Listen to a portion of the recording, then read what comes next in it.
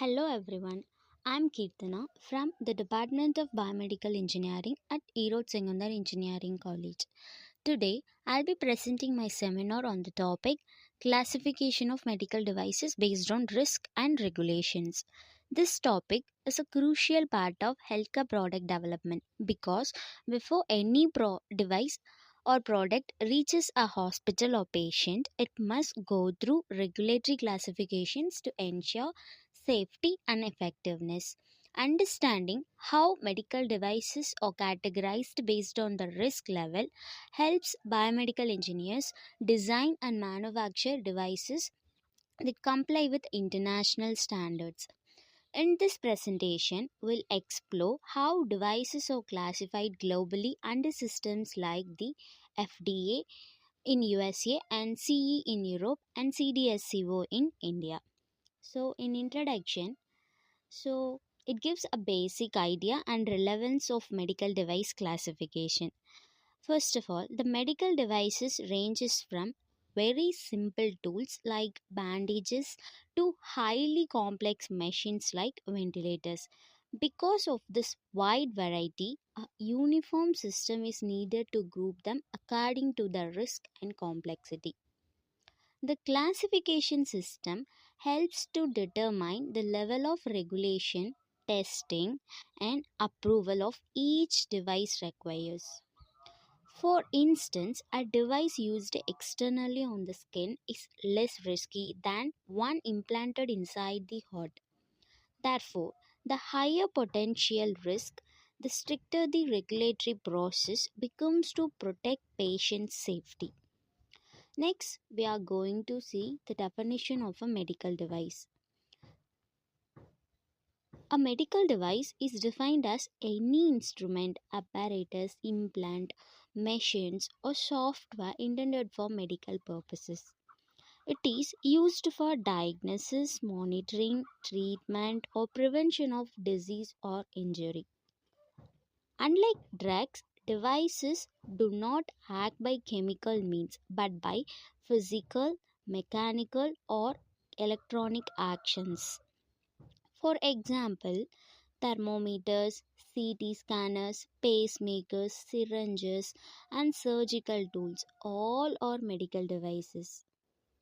This definition is recognized worldwide, ensuring that all healthcare products are categorized consistently under medical device laws. Next, we see the need for medical device classification. Guys, do you know why classification is necessary before product approval? Because classification helps to determine how much regulation is required for a particular device, and also it ensures that low risk devices can be approved quickly while high risk devices undergo strict evaluation. Proper classification also reduces the chances of unsafe products reaching the market and hospital. It supports the standardization and global trade and allowing devices to be sold internationally once certified. For manufacturers, classification gives a clear idea of testing, documentation, and approval steps required before commercialization. Next, we see the global regulatory authorities. Here, we discuss the key organizations that control medical device approvals in worldwide. Each country has a regulatory authority responsible for evaluating and approving medical devices. In the United States, the Food and Drug Administration, that is FDA, handles this process. In the European Union, the European Medicines Agency and CE marking systems regulate devices. And in India, regulation is managed by the Central Drug Standard Control Organization, that is CDSCO. And the other examples include Health Canada in Canada and PMDA in Japan. These authorities ensure that every medical device meets strict safety and performance standards before reaching hospitals or patients. Now we see the general classification concept of the medical devices. So here we understand the logic behind classifying devices by the risk level. The medical devices are grouped based on the level of risk they pose to the patient.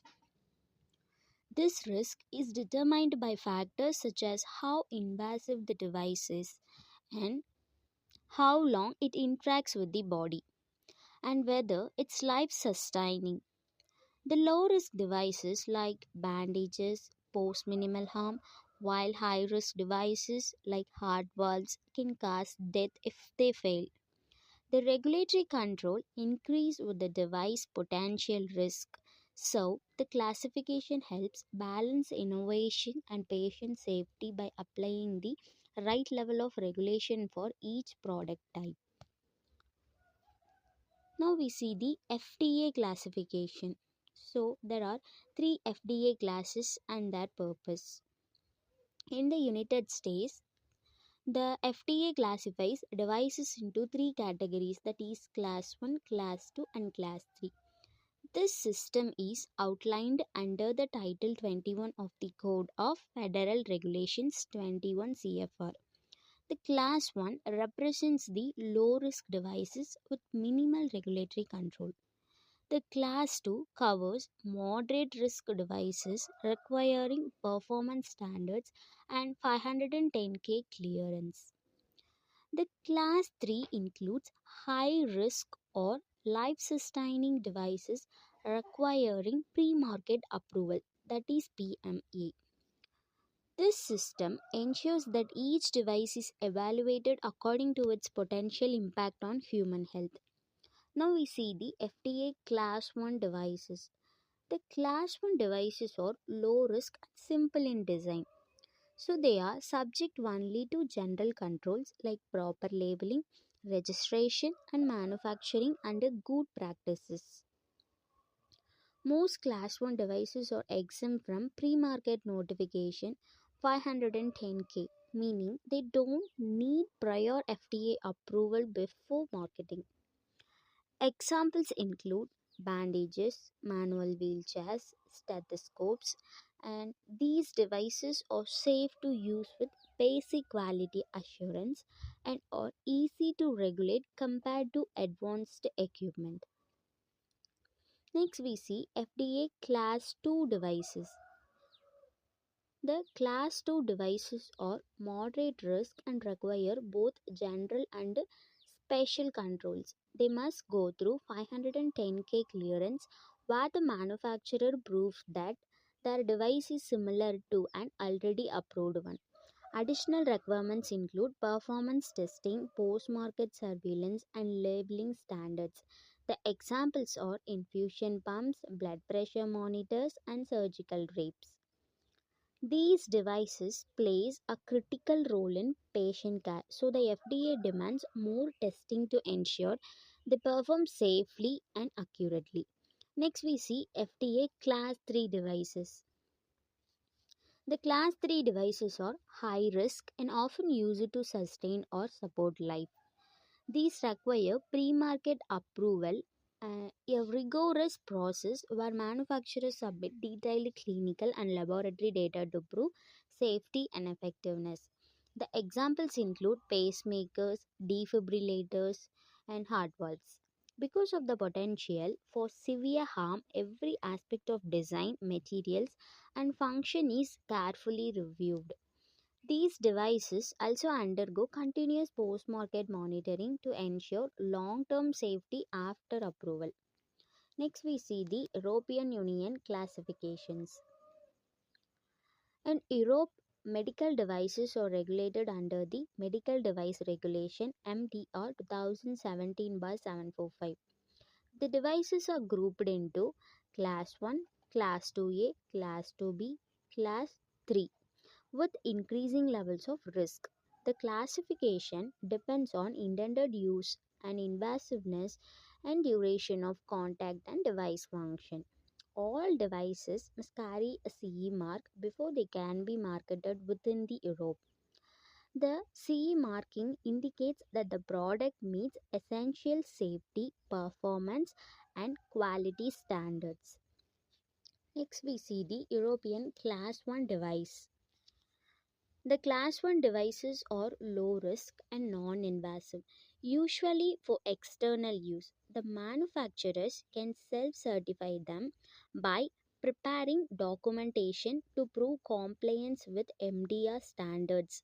The examples include surgical gloves, bandages, and non sterile instruments. However, if the device is sterile or has a measuring function, it requires inspection by a notified body.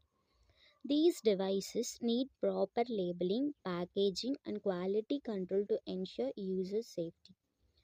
Next, the European Class 2A device. The Class 2A devices pose low to moderate risk and usually have short term body contact. They must be evaluated by a notified body, which inspects quality management system and design files. The examples include dental fillings, suction machines, and diagnostic ultrasound devices. The manufacturers must prove compliance with safety, biocompatibility, and performance standards. This level of classification ensures that devices function safely in direct contact with the human body. Next, the European Class 2B devices. Class 2B devices are moderate to high risk, often have long term invasive use, and these devices require extensive testing, documentation, and approval by a notified body. The examples include ventilators, anesthesia machines, and infusion pumps. The clinical evaluation is mandatory to prove effectiveness and safety. After approval, these devices are continuously monitored through post market surveillance programs. Next, the European Class 3 devices. The Class 3 devices are the highest risk medical devices in the Europe. They are usually implantable or life supporting, such as stents and artificial heart valves. The manufacturers must undergo a complete design examination, clinical trials, and risk benefit analysis. The approval from a notified body is compulsory before CE marking.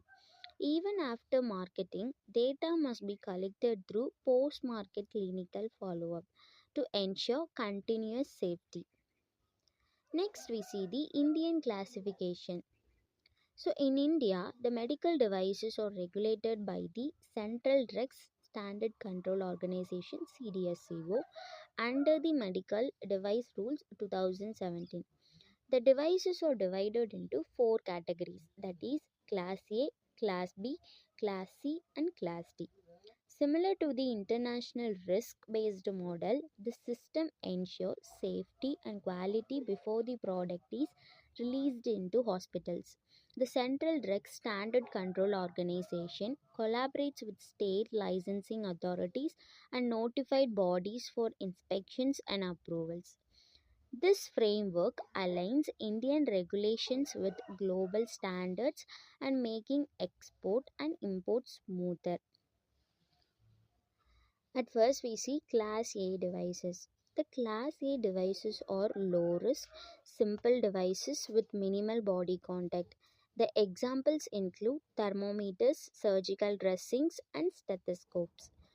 The manufacturers can self certify compliance with the quality management system, that is ISO 13485.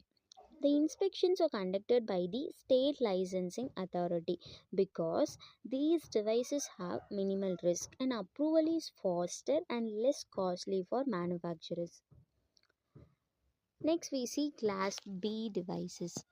The Class B devices carry low to moderate risk and require partial regulatory oversight.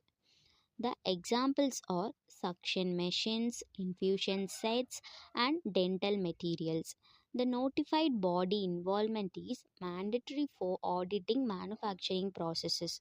Both state and central authorities share responsibility for licensing because these devices must comply with good manufacturing practices GMP to ensure product safety. Next, let's see the Class C devices.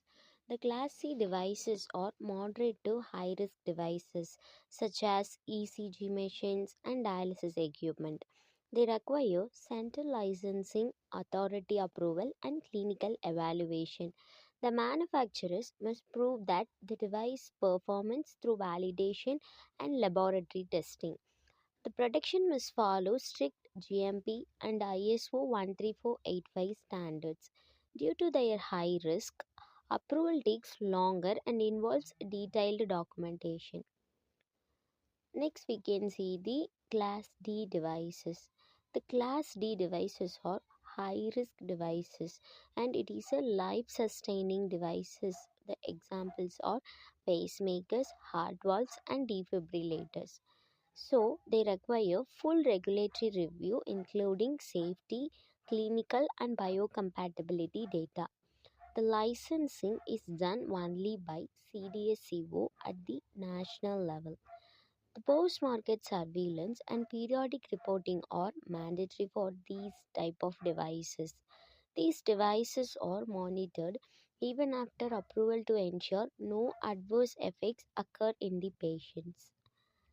Next, let's see some of the factors which is affecting the classification. The factors that decides how a device is classified are intended use, duration of contact, degree of invasiveness, the technology we used, and the potential impact on patient safety. So, in intended use, it shows what medical purpose it serves when we are classify the equipment. And in the duration of contact, we analyze it is a temporary or short time or long term use. We can use these device.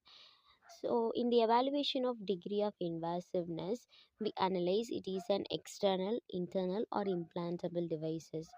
Next, we can classify the devices based on the technology we used, like electrical, mechanical, or biological mechanisms. So, next we see the potential impacts. So, in this, we can analyze what harm can occur if the device is fails. These are the parameters that helps regulators to determine how strict the evaluation must be. Next, we see the importance of proper classification. Okay, why the correct classification is essential for all the stakeholders? Because proper classification protects patients, manufacturers, and regulators alike. It ensures that every device undergoes the right level of testing and certification. It prevents unsafe devices from being marketed and builds public trust in healthcare technology. For manufacturers, the accurate classification can reduce delays and cost overruns in the approval process. It also supports international trade slides and since classification is harmonized across major countries. Next, we see some of the ethical and safety aspects in the classification of medical devices. The ethics are central to medical device regulation. The manufacturers have a moral duty to prioritize patient safety over profit. The transparency in testing and honest reporting of failures are very crucial. The misclassification or hiding safety data can lead to ethical violations and patient harm. So, the ethical regulatory practices ensure fairness, accountability, and public confidence in medical innovations. Next, we see the future trends in device regulation. Okay, we can see how the modern technologies are changing the regulation of the medical devices. The regulatory systems are evolving rapidly to match technological growth. The International Medical Device Regulators Forum IMGRF works towards harmonizing global regulations. The AI and digital health devices are being included in updated frameworks. The real world data and post market monitoring using the AI are being adopted for continuous risk assessment. So, the future regulations will focus on cybersecurity, data privacy, and foster approval for innovative technologies. So, finally, we can conclude this session. To understand, the medical device classification is the backbone of our healthcare product safety.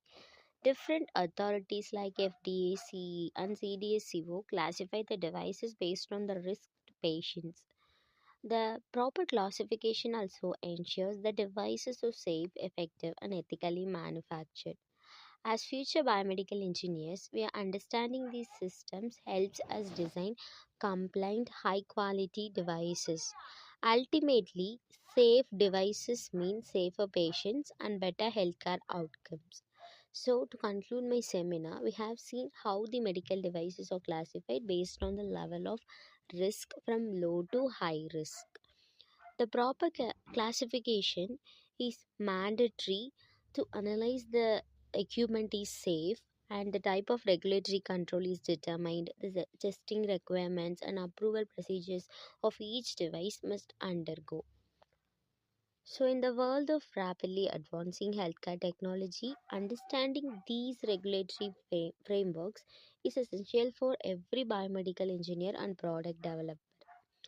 A well classified and well regulated medical device is not just a product, it's a promise of safety and reliability and trust in patient care. Thank you for listening patiently. I hope this seminar has given you a clear understanding of how medical device classification supports both innovation and patient safety.